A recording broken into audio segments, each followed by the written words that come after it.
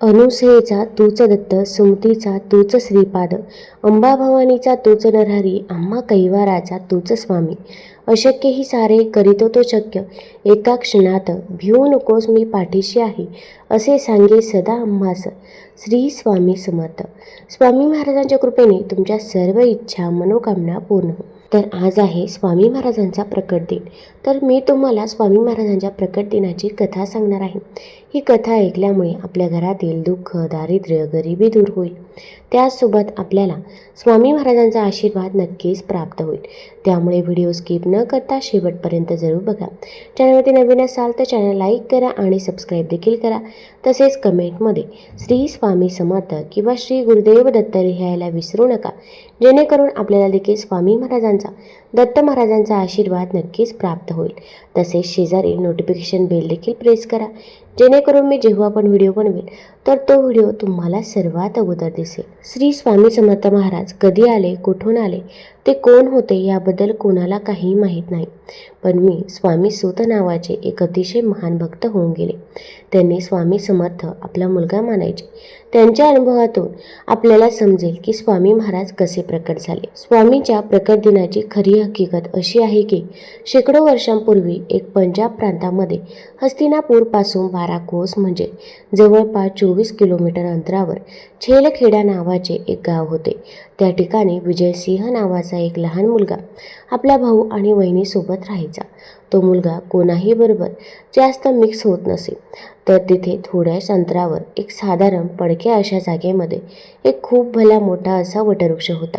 त्यात एक छोटीशी देवा देखील होता आणि त्यात छोटीशी गणपती बाप्पाची मूर्ती देखील होती. तर तो विजयसिंह खूप कोट्या घेऊन खिशात भरून तो घेऊन जायचा आणि गणपती बाप्पासोबत खेळायचा. पण तो मुलगा गणपती बाप्पाला आपला मित्र मानून त्याचाही डाव स्वतःच खेळून घ्यायचा. असे खूप दिवस चालले होते. एके दिवशी जसजसे दिवस जात होते तसे परमात्मा आपला आविष्कार दाखवायची त्याला गरज वाटू लागली आणि त्याने विजयसिंहला कारण बनून आपला आविष्कार दाखवून तो दिवस होता चैत्र शुद्ध द्वितीया. विजयसिंह आपल्या रोजच्या पद्धतीप्रमाणे त्याही दिवशी बाप्पाकडे गेला. पण बरोबर त्याने गोट्याही नेल्या होत्या. आज अचानक त्याच्या मनात आले की आपण रोजच बाप्पाचा डाव खेळतो आणि त्याने मूर्तीसमोर गोट्या टाकल्या आणि तो बोलला, बाप्पा रोज मीच तुझा डाव खेळतो, पण आज नाही, आज तूच तुझा डाव खेळायचा, बस इतकेच. इतके शब्द त्याच्या तोंडातून निघाले. हे शब्द निघता क्षणी धरणी कंपित होऊ लागली. सर्वत्र ढग जमून अंधार होऊ लागला. वारे वेगाने वाहू लागले आणि कोणाला काही कळेना की काय होतंय. पण काय करणार, ती अद्भुत शक्ती आज प्रकटणार होती आणि तिच्या आगमनाची ही सूचना होती. आणि ज्या ठिकाणी गणेश मूर्ती होती त्या ठिकाणी धरणी दुभंगली. एक 8 वर्षाची अतिशय तेजस्वी अशी एक बालमूर्ती प्रकट झाली आणि ते दुसरे तिसरे कोणीही नसून प्रत्यक्ष परब्रह्म श्री स्वामी समर्थ महाराज होते. तो विजयसिंह गोट्या खेळताना तेव्हा स्वामींकडून हरला आणि बालरूप स्वामींनी त्याला गोट्या उधार दिल्या आणि परत भेट वचन देऊन तिथे ते गुप्त झाले. थोडक्यात स्वामींचा अवतार हा पंजाब प्रांतामध्ये हस्तिनापूरपासून 12 कोस जवळपास 24 किलोमीटर अंतरावर छेलखेडा नावाच्या गावात वटवृक्षाच्या जवळ गणेश मूर्तीच्या शेजारी झाला. आता शंका ही उपस्थित होते की ही गोष्ट कशी कळली. तर एक दिवस स्वामींनी हरिभाऊला जवळ बोलवलं, मांडीवर घेतले आणि सांगितले की आजपासून तू माझा सूत झालास. सर्व घरदार सोडून दे आणि दर्याकिनारी माझी ध्वजा उभी कर. हे ऐकून हरिभाऊंना खूप रडू कोसळलं, कारण तिथे ते एक इच्छापूर्तीसाठी आले होते आणि महाराज तर सर्व सोडायला सांगत होते. हे पाहून त्यांना थोडं रडू आलं. तेव्हा स्वामी महाराज त्याला म्हणाले, रडतोस काय, माझे पोट बघ किती मोठं झालं आहे, त्यावर हात फिरवून बघ. आणि जेव्हा हरिभाऊंनी तसे केले त्यांना अक्षरशः ध्यान लागले आणि त्यांना समजले की सगळे जन्म आता त्यांना आठवू लागले होते आणि त्यातील त्यांना आपला एक विजयसिंहचा जन्म आठवला. म्हणजे दुसरे तिसरे कोणी नाही तर तो स्वामी सुतांचाच पुरा अवतार होता. आणि त्यानंतर या सर्व गोष्टींचा उलगडा झाला. या गोष्टीला स्वतः स्वामी महाराजांनी मान्यता दिली आहे. भिवू नकोस, मी तुझ्या पाठीशी आहे, असे आश्वासन देणारे श्री स्वामी समर्थ महाराज हे अनेक श्रद्धाळूंचे श्रद्धास्थान आहे. आज स्वामी महाराजांचा प्रकट दिन. श्रीपाद, श्रीवल्लभ व श्री नरसिंह सरस्वती यांच्यानंतरचे भगवान श्री दत्तात्रेयांचे ते तिसरे पूर्ण अवतार आहेत, अशी मान्यता आहे. अक्कलकोट येथे खूप काळ वास्तव्य वास्तव्य केलेले गणगापूरचे श्री नरसिंह सरस्वती हेच नंतर श्री स्वामी समर्थांच्या रूपाने प्रकट झाले. असे म्हणतात, मी नरसिंह भान असून श्री शैलम जवळील कर्दळी वनातून आलो आहे. हे स्वामींचे उद्गार ते नरसिंह सरस्वतींचा अवतार असल्याचे सुचवतात. श्री स्वामी समर्थ महाराज 19व्या शतकात होऊन गेले. विविध ठिकाणी स्वामी महाराज विविध नावांनी वावरले. महाराष्ट्रात व कर्नाटकात त्यांनी दत्त संप्रदायाचा प्रसार केला. इसवी सन 1856च्या सुमारास स्वामी समर्थ अक्कलकोटास आले. मंगळवेढ्याहून पहिल्यांदा जेव्हा ते अक्कलकोट नगरीत आले तेव्हा त्यांनी गावातील खंडोबा मंदिरात मुक्काम केला. इसवी सन 1459मध्ये स्वामींनी गणगापुरात श्री नरसिंह सरस्वती महाराजांच्या निर्गुण पादुका स्थापन केल्या व त्यानंतर शैलयात्रेचे निमित्त साधून ते कर्दळी वनात अदृश्य झाले. कर्दळी वनात सुमारे 300 वर्ष महाराजांनी कठोर तपश्चर्या केली. त्या काळात मुंग्यांनी त्यांच्यावरती वारूळ रचले. एके दिवशी उद्धव नावाचा लाकूड तोड्या त्याच कर्दळी वनात लाकूड तोडत असताना त्याच्या हातून कुऱ्हाड निसटली व ती वारुळावर पडली.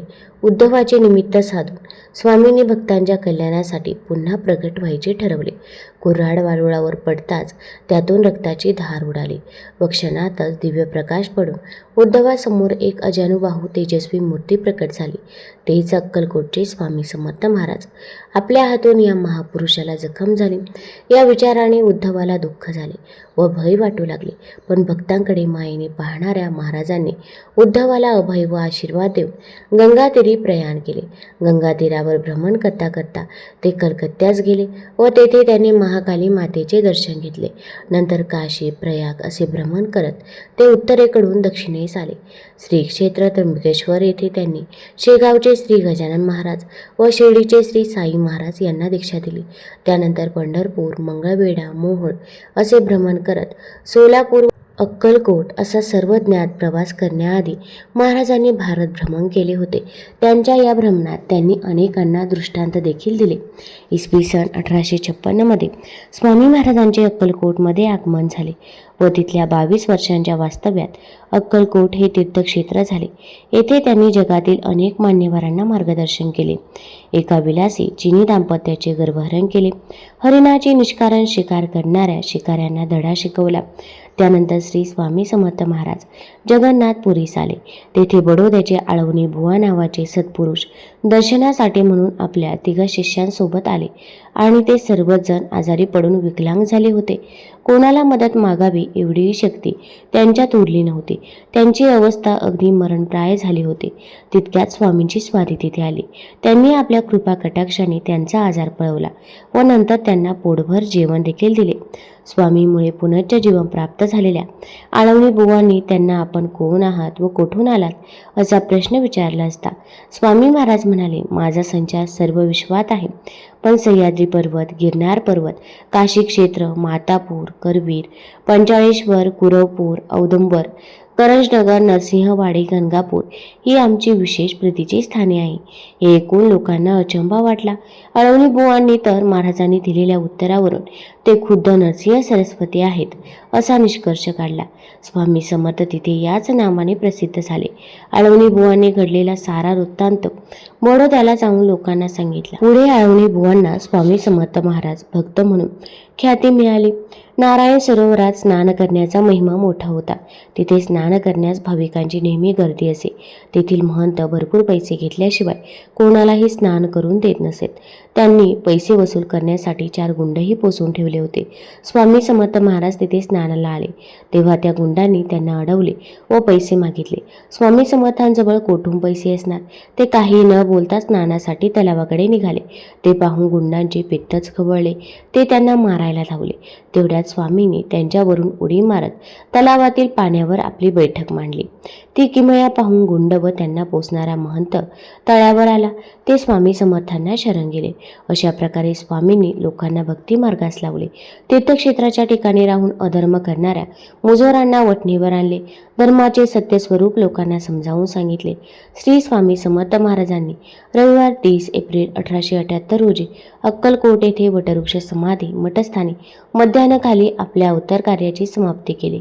नंतर श्री स्वामी समर्थ महाराज यांचे परमशिष्य चोळप्पा यांच्या निवासस्थानाजवळ स्वामींना समाधिस्थ करण्यात आले. असे म्हणतात की स्वामी महाराज पुन्हा कर्दळीवनात लुप्त झाले, तरी देखील आजही ते समस्त भक्तांच्या पाठीशी सदैव उभे आहेत. म्हणूनच तर स्वामींबद्दल म्हणतात, सबसे बडा गुरु, गुरु से बडा गुरु का ध्यास और उससे भी बडे श्री स्वामी समर्थ महाराज. श्री स्वामी महाराजांना भजन कीर्तनाची व तांबड्या फुलांची त्यांना अतिशय आवड असे. पुरणपोळी, बेसनाचे लाडू, भजी, कडबोळी वगैरे पदार्थ त्यांना अत्यंत आवडत. कुत्री व गायीवर त्यांचे फार प्रेम असे. वृक्षाचे एक पानही तोडलेले त्यांना आवडत नसे. श्री महाराज येणाऱ्या भक्तांचे काम मनात असल्यास जरदिशी करत, नाही तर कसोटीचे प्रसंग निर्माण करून विलंबही लावत. श्री महाराजांचे बोलणे ठाशी व करारी असे. परमेश्वरांचे सामर्थ्य त्यांच्या वाणीत असे. त्यांना निद्रा अशी नव्हतीच. गायीगुरांच्या चाऱ्या पाण्यावर त्यांचे बारकाईने लक्ष असे. त्यांना पावसात हिंडण्याची, निसर्गाशी एकरूप होण्याची स्वाभाविक आवड असे. श्री स्वामी समर्थांच्या महातेजस्वी मूर्तीकडे पाहिल्यावर चित्तात अत्यंत आदर आणि दरारा उत्पन्न होऊन अतिपरिचित असलेल्यांनाही यत्किंचित अमर्याद वागण्याचा धीर होत नसे. श्री सोमनाथपासून जगन्नाथपर्यंत, तसेच श्री काशी विश्वेश्वरापासून श्री रामेश्वरापर्यंत अगणित स्त्री पुरुषांना व अबालवृद्धांना या न त्या निमित्ताने श्री स्वामी समर्थांनी आपल्याकडे आकर्षित करून घेतले. त्यांच्यावर निरापवाद कृपेचा अमृत वर्षाव केला. सर्व जीव मात्राविषयी त्यांच्या कुसुम कोमल अंतकरणात अमर्याद प्रेम बसत असे. त्यामुळे अंतरी कोणतेही हेतू ठेवून कोणी श्री स्वामींच्या दर्शनास गेल्यास ते अंतर्बाह्य बदलून जात असे. चराचराशी श्री स्वामी समर्थ महाराज कसे एकरूप झाले होते त्यांची अनेक उदाहरणे आहेत. एके दिवशी श्री महाराजांनी एकाएकी अंगावरील कपडे काढून टाकले, डोक्यावरची टोपी फेकून दिली व पितांबर सोडून अंगाला गुंडाळला. त्यांच्या नेत्रातून खळखळा अश्रू वाहू लागले. दिवसभर ते उदास होते. तोंडाने ते सारखे म्हणत होते, पंढरीच्या लोका किती मारू हाका, तेथे माझा सखा पांडुरंग. पंढरीच्या लोका किती मारू हाका, तिथे माझा सखा पांडुरंग. हा त्यांच्या अंतरसाक्षित्वाचा प्रत्यय दुसऱ्या दिवशी आला. ज्या दिवशी श्री स्वामी समर्थ विमनस्क होते त्याच दिवशी कोणी यवनाने श्री पांडुरंगाच्या पायावर दगड मारला होता. श्री पांडुरंगास दुखापत होताच श्री स्वामी समर्थांच्या नेत्रातून चंद्रभागा वाहू लागली. श्री महाराजांनी त्यांचे सन्निध आलेल्यांना नवे चैतन्यमय जीवन प्राप्त करून दिले. मुंबईस हरिभाऊ उर्फ स्वामी सूत हे म्युन्सिपाल्टीत नोकरीस होते. एका व्यवहारात आलेल्या नफ्याबद्दल श्री स्वामी महाराजांचे दर्शनास गेले. त्यावेळी श्री स्वामींनी हरिभाऊवर कृपादृष्टी टाकली व त्यांना पादुका करून आपणास सांगितले. मुंबईस परत आल्यावर त्यांचे दोन स्नेही आपापले उद्योगात मग्न झाले. परंतु हरिभाऊंना मात्र श्री स्वामी समर्थांशिवाय काही सुचेना. संसारातील त्यांचे चित्त उडाले. त्यांनी चांदीच्या पादुका तयार केल्या. अक्कलकोटला स्वामी दर्शनास आले. स्वामींनी त्या पादुका सतत 14 दिवस आपल्या पायात ठेवल्या व आपले आत्मलिंग म्हणून हरिभाऊंना दिल्या.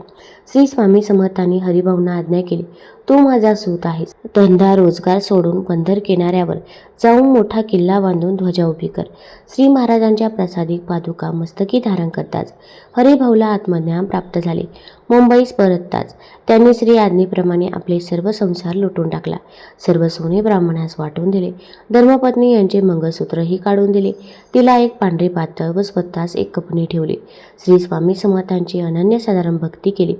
या थोर स्वामी सुताचे श्री स्वामी समर्थांच्या अगोदर श्रावण वैद्य प्रतिपदेश निर्माण झाले.